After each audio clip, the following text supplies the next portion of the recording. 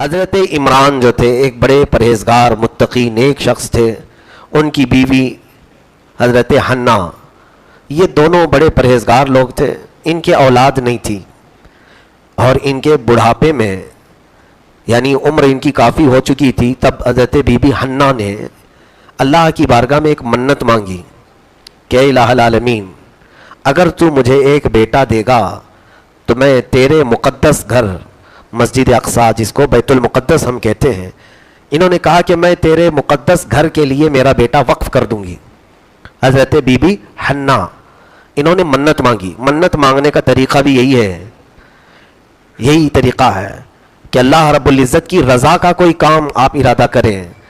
منت مانگنے کا، نظر مانگنے کا طریقہ قرآن نے سکھایا ہے.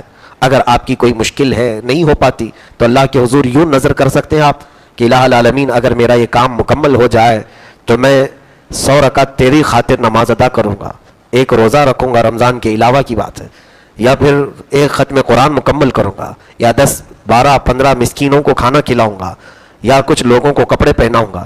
یہ تمام کاموں کی نیت کرنا چاہیے نظر میں، منت میں. بہت سارے لوگ صرف دھاگا باندھنے کی منت کر کے آ گئے کہ اگر بیٹا ہو گیا تو فلاں جگہ دھاگا باندھ دیں گے یا تالا باندھ دیں گے، یعنی بہت ہلکے میں لینا چاہتے ہیں. یعنی اگر کام ہو بھی گیا تو کوئی دشوار نہ ہو دھاگا باندھنے کا. تو نظر کرنا اور منت کرنے کا جو صحیح طریقہ قرآن نے بتایا. بی بی حنا نے منت کیسی کی؟ بڑھاپا آ رہا ہے ان کو، اور پھر یہ کہہ رہے ہیں کہ اگر تو بیٹا دے دیا تو میں وہ تیرے مقدس گھر کے لیے بیٹے کو وقف کر دوں گی. اب سنیے، اللہ تعالیٰ قرآن میں فرماتا ہے اذ قالت امرأة عمران رب انی نذرت لك ما في بطنی محررا فتقبلها مني انك انت السميع العليم فلما وضعتها قالت رب انی وضعتها انثى. لیکن اللہ رب العزت نے ان کی منت کو سن لیا اور انہیں حمل دے دیا. بڑھاپے میں حمل قرار پایا، اور پھر جب بچے کی ولادت ہوئی تو لڑکا نہیں لڑکی پیدا ہوئی. جب بچے کی ولادت ہوئی تو لڑکی پیدا ہوئی. منت کیا کیا تھا انہوں نے کہ اگر بیٹا دے گا تو مسجد اقصیٰ کے لیے، بیت المقدس کے لیے میں وقف کر دوں گی. لیکن بیٹی نہیں، بیٹی ہو گئی، اور بیٹی کا نام مریم رکھا گیا. وہی مریم عذرا، پاکیزہ خاتون. تو جب گود میں بچی آئی تو حضرت حنا نے یہ کہا کہ اے اللہ، تو ہی بہتر جانتا ہے کہ بیٹی بیٹے کی طرح نہیں ہوتی. یہاں قرآن پاک میں وَلَيْسَ الذَّكَرُ كَالْأُنثَىٰ، اس کا معنی مفسرین نے یہ فرمایا ہے کہ لڑکی کے اندر جو اللہ تعالیٰ نے رحمتیں اور برکتیں رکھی ہیں وہ لڑکے کے اندر نہیں. انہوں نے ایکسیپٹ کیا اس چیز کو. یہ نہیں کہ منہ ٹیڑھا کر دیا، میں نے مانگا کچھ تھا اور مجھے ملا کچھ اور ہے. نہیں، اسے بخوشی قبول کیا. قبول کرنے کے بعد پھر وہ لے کر کے مسجد اقصیٰ میں آئی، بیت المقدس میں. اس بڑھاپے میں ایک بچی ہوئی ہے، لیکن وہ لوگ منتوں کو پورا کرنے والے لوگ تھے. اپنے دل پر چاہے جس قدر بھی بوجھ والا معاملہ ہو، لیکن وہ اللہ کی رضا کے لیے قربانیاں دیتے تھے. بی بی حنا آئی مسجد اقصیٰ میں، بیت المقدس میں. اس وقت مسجد اقصیٰ میں بیت المقدس کے متولی امام حضرت زکریہ علیہ السلام تھے. وہ اللہ کے نبی ہیں. تو حضرت زکریہ علیہ السلام کے ہاتھ میں ایک چھوٹی سی بچی کو انہوں نے دیا. دودھ پیتی بچی کو پوچھا انہوں نے یہ کیا ہے؟ کہا میں نے منت مانگی تھی جب یہ حمل سے بھی نہیں تھی کہ اللہ اگر تو مجھے کوئی بچہ دے گا تو میں تیرے گھر کے لیے اسے وقف کر دوں گی، بیت المقدس کے لیے وقف کر دوں گی. میرے گھر بیٹا نہیں بیٹی ہوئی ہے، اور میں وہ منت پوری کرنے کے لیے آپ کی بارگاہ میں بچی لائی ہوں. تو پہلے ایسے ہی ہوتا تھا. تو پھر حضرت زکریہ علیہ السلام نے اڈاپٹ کر لیا، قبول کر لیا. بی بی مریم کو لے کر مسجد اقصیٰ میں، بیت المقدس میں ایک محراب الگ تھی، اس محراب میں ان کی پرورش کے لیے انہیں رکھ دیا. چھوٹی سی مریم کی پرورش کہاں ہو رہی ہے؟ مسجد اقصیٰ کے اندر، بیت المقدس میں. آج بھی وہاں پر محراب مریم موجود ہے، آج بھی ہے. تو وہاں پر محراب کا تذکرہ بہت اہم ہے، اس کو توجہ سے سنیے گا. محراب کا جو ذکر آیا ہے، ایک محراب یہ جس میں ہم نماز پڑھاتے ہیں. ایسے مسجد اقصیٰ میں کئی محرابیں ہیں، کئی محراب ہیں.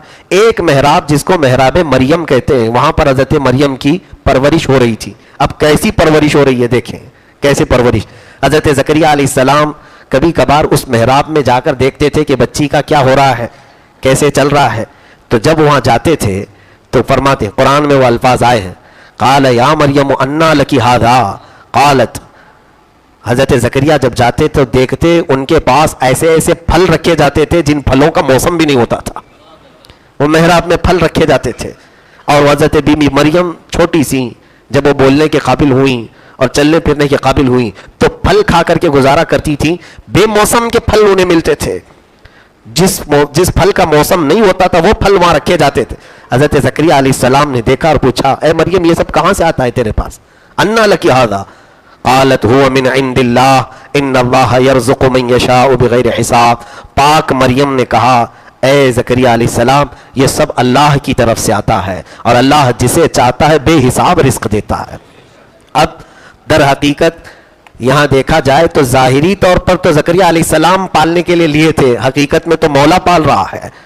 رب تعالیٰ کے لیے جو نظر کر لیا گیا, جو منت کر لی گئی, میں نے پچھلی تفسیر میں بھی یہ کہا تھا کہ اللہ پر جب توکل کوئی کرتا ہے, یقین کرتا ہے, تو مولا پھر اس کی مکمل حفاظت بھی فرماتا ہے, مکمل حفاظت فرماتا ہے. حتیٰ کہ یہاں تک کہا گیا ہے کہ اگر رات میں سونے کے وقت بندے نے یہ کہا کہ مولا میں نے اپنی جان, اپنا مال, اپنا سب کچھ تیرے حوالے کر دیا, جیسی ہی زبان سے اس کے نکلتا ہے مولا رات کے وقت 2 فرشتوں کو اس کی نگرانی کے لیے اتارتا ہے. میرا بندہ میرے حوالے کر کے سو رہا ہے, جب تک وہ بیدار نہ ہو تم وہیں کھڑے رہو. فرشتوں کو حفاظت کے لیے اتار دیا جاتا ہے. جس نے بھی اپنے آپ کو مولا کے حوالے کیا, قرآن پاک میں ہے افوض امری الی اللہ ان اللہ بصیر بالعباد فوقاہ اللہ السیئات ما مکروا. جس نے یہ کہا مولا میں نے اپنے سارے معاملات تیرے حوالے کر دیا, تو اللہ تعالیٰ اسے ہر بری چیز سے محفوظ کر دیتا ہے. تو یہاں پر بی بی مریم کی ماں نے جو منت کی تھی کہ اللہ مجھے جو بھی بچہ دے گا میں تیرے راہ میں اسے وقف کروں گی, وقف کر دیا, وہ اپنے گھر بیٹھی ہوں گی. لیکن بی بی مریم کی پرورش اللہ تعالیٰ غیب سے ان کے محراب میں پھل پہنچاتا ہے اور ان کی پرورش فرما رہا ہے. اب سنیے, آپ کو حیرت ہوگی کہ نہیں ہوگی, جب کسی چھوٹی سی بچی کی غیب سے پرورش ہو رہی ہے تو مقام تو اندازہ ہو ہی جائے گا یہ کوئی پہنچی ہوئی شخصیت ہے, یہ کوئی کمال کی بچی ہے. تو زکریا علیہ السلام جو مسجد اقصی بیت المقدس کے امام بھی تھے, وہ نبی تھے بنی اسرائیل کے اس وقت, اب ان کی بھی خود اولاد نہیں تھی. حضرت زکریا علیہ السلام کی عمر, ان کی بھی عمر تقریباً 80 سال کے اوپر ہو چکی تھی, الگ الگ روایات ہیں. تو ان کی بھی عمر بڑھاپے کو آئی اور ان کی بھی کوئی بچے نہیں تھے, برسوں سے کبھی اولاد گھر میں نہیں ہوئی. تو آج ایک بچی کو پالتے ہوئے آپ کے اندر ایک جو شفقت پدری ہوتی ہے, باپ ہونے کی جو آس اور تمنا ہوتی ہے وہ جاگ گئی. حضرت بی بی مریم کو دیکھا, اللہ اس کی کیسی پرورش کر رہا ہے. تو اب آگے کی آیت سنیے, اللہ تعالیٰ فرماتا ہے ہنالک دعا زکریا ربہ قال رب ہب لی من لدنک ذریۃ طیبۃ انک سمیع الدعاء. دعا کرتے ہیں. حضرت زکریا علیہ السلام اس محراب میں آئے. کون سے محراب میں؟ جہاں بی بی مریم کی پرورش ہو رہی تھی. محراب مریم کا ذکر میں نے پہلے کیا, وہ الگ محراب ہے اور نماز پڑھنے والی محراب الگ ہے. اب قرآن کہتا ہے ہنالک دعا زکریا ربہ, اس محراب کے پاس جا کر زکریا علیہ السلام نے اپنے رب کو پکارا. کیا کر کے؟ رب ہب لی من لدنک ذریۃ طیبہ, اے اللہ تو اپنی جانب سے مجھے بھی ایک نیک نسل عطا کر دے, اچھی پاکیزہ اولاد مجھے عطا کر دے. انک انت سمیع الدعاء, بے شک تو ہر پکار کو, ہر دعا کو سننے والا مولا ہے. یہ دعا کر رہے تھے کہاں کھڑے ہو کر؟ محراب میں کھڑے ہو کر. جواب آتا ہے رب تبارک و تعالیٰ کی طرف سے, فنادتہ الملائکۃ وہو قائم یصلی فی المحراب. فرشتوں نے پکار کر کے کہا جب وہ ابھی محراب میں ہی کھڑے تھے, ان اللہ یبشرک بیحییٰ, اے زکریا بشارت ہو آپ کو, اللہ نے آپ کو یحییٰ کی شکل میں بیٹا دینے والا ہے. حضرت زکریا علیہ السلام کی بھی دعا قبول ہوئی اور چند مہینوں کے بعد ان کے گھر میں بھی بیٹے کی ولادت ہوئی. بیٹی کی جگہ پر کھڑے ہو کر کے دعا کیا, بیٹا ملا, اور وہ بھی معمولی بیٹا نہیں, اللہ نے نبی بنا کر دیا, یحییٰ علیہ السلام. یحییٰ علیہ السلام پیدا ہوئے کس کے گھر میں؟ زکریا علیہ السلام کے. اب یہ تفصیل سننے کے بعد اب ذرا میں آپ کو اس عقیدے کی طرف لے چلتا ہوں جہاں لوگ چڑھتے ہیں بزرگوں کے ہاں جانے سے. مزارات کے پاس کیا ہوتا ہے, کیوں وہاں جاتے ہیں؟ قرآن میں زکریا علیہ السلام کا یہ پورا تذکرہ آیا ہے. اے میرے عزیزو, عقل کے اندھوں کو یہ جواب دیں کہ زکریا علیہ السلام پوری مسجد اقصی میں کہیں بھی کھڑے ہو کر دعا کرتے ہیں. وہ تو برسوں سے ایک محراب میں کھڑے ہو کر نماز پڑھ بھی رہے تھے اور پڑھا بھی رہے تھے. جہاں ان کا خود کا محراب تھا وہاں سے انہوں نے کیوں نہیں دعا کی؟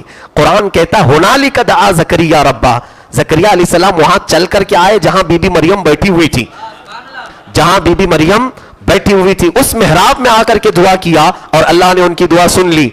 मरियम की पाकीज़गी, मरियम की तहारत, मरियम की कबूलियत, इस बात से अंदाजा लगाइए आप कि एक मुकद्दस खातून जहां बैठी है, हजरत मरियम नबी है, औरतों में कोई नबी नहीं है, हजरत मरियम नबी नहीं है, वो एक पाकीज़ा इफ़्फ़त मआब खातून है, अल्लाह ने उन्हें पाक रखा, पूरी जिंदगी भर पाक रखा। उस मुकद्दस ताहिरा जाहिदा आबिदा तय्यबा खातून की जहां बैठक है, वहां पर एक नबी की दुआ कबूल हो रही है, नबी की दुआ मरियम की बैठक के पास कबूल हो रही है। और अब भी लोगों को कंफ्यूजन है, उम्मती की दुआ नबी के मजार के पास क्यों नहीं कबूल होती है? उम्मती अगर नबी के बाजार के करीब जाकर पुकारे तो कैसे कबूल ना होगी? कुरान तो कहता है जहां अच्छे लोग बैठे हो वो जगह भी कबूलियत की होती है, वो जगह भी कबूलियत की होती है। हम अब मज़ारात औलिया पर जो जाते हैं उनकी कब्र देखने के लिए नहीं, वो मकाम जहां पर अल्लाह के वली दफन है वो जगह मुकद्दस होती है। कुरान कहता है जहां बीबी मरियम की मेहराब थी वहां ज़करिया अलैहिस्सलाम की दुआ कबूल हुई।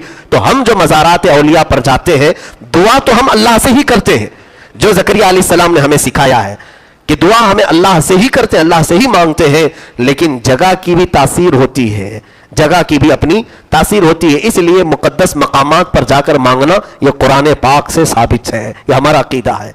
तो ये